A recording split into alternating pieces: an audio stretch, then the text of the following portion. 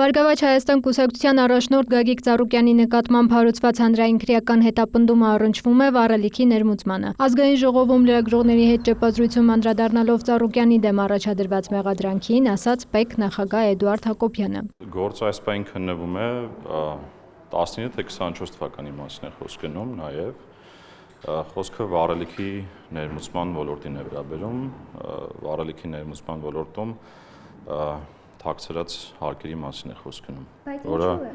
որը նախկինում է ըստ էության բացահայտվել եւ այդ գործով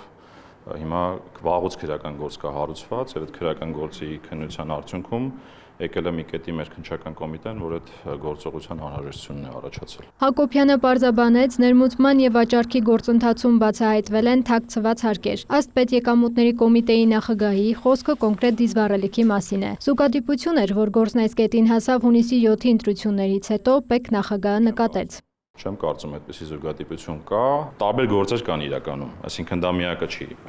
իր հետ փոխկապակցված էլի տարբեր բիզնեսների գործեր կան, այդ թվում նաև մեր կողմից էլ անցած տարի մենք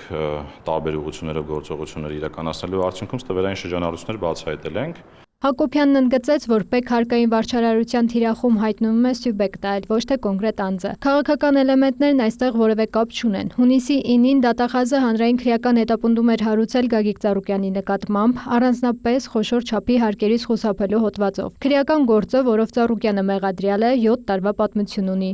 Մերի Խաչատրյան, Արամ Հարությունյան, լուրեր։